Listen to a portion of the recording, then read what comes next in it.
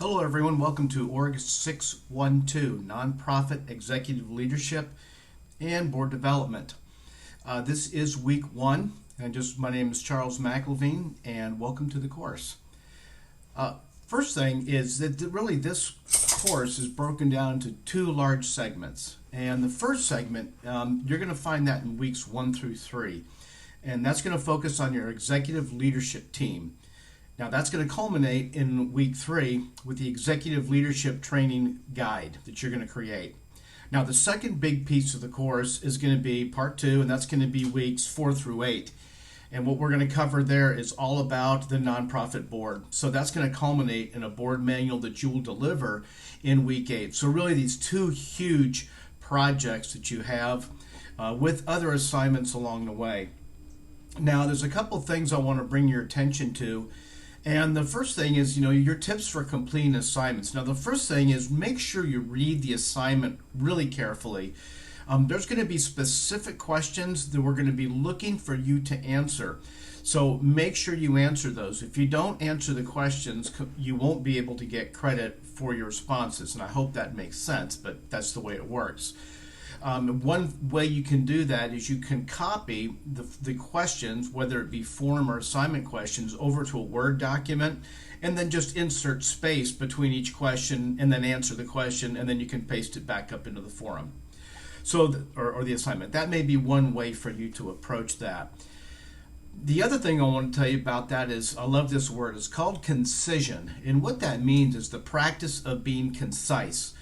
And so let's minimize the fluff. So what I would like you to do is I'd like you to think about brevity with substance and being much better than length with fluff. Now, that's part of executive writing, is to get to the point, be concise, without adding a lot of distraction or any distraction at all. So I really want you to focus on that for this course. I've uploaded a template that you can use to specifically for the Buford assignments, because you've got many chapters to read in Buford's book, and each one of the chapters you're going to have 3 parts of an assignment to do.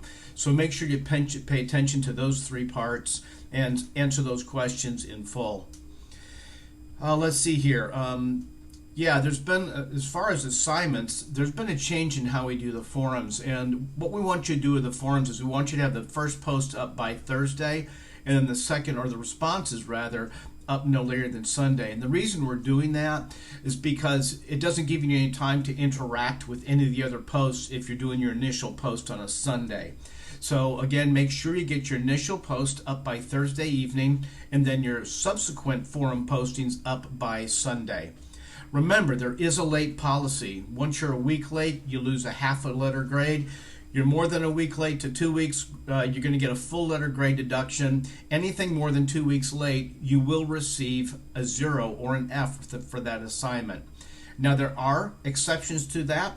However, they have to be granted under extenuating circumstances. And it can't be that my cat just had kittens. It's got to be a significant issue. And the way you'll work with that is you'll work through Drew, through support at cityvision.edu, and she'll be able to help you with that process. Pardon me. All right, so for this week's content, remember that this is going to be stakeholder-centric. Now, in your readings, you're going to see a lot of discussion about about customers, whether it be participants or clients or patients or however you're going to word that. It's going to focus on your stakeholders. Now, stakeholders, anybody that has an interest in what you're doing. So it can be, yes, the program participants, but a stakeholder is also a board member. It's also a staff member. It's a volunteer. What does that volunteer expect to gain from their interaction with you in this program, or whatever it is, part of the organization they're in? So they're all different levels of stakeholders. Your primary is the person you're focused on, which is most likely your program participants, and all the other ones are secondary, but you can't miss those. You've got to consider all the stakeholders to deal with.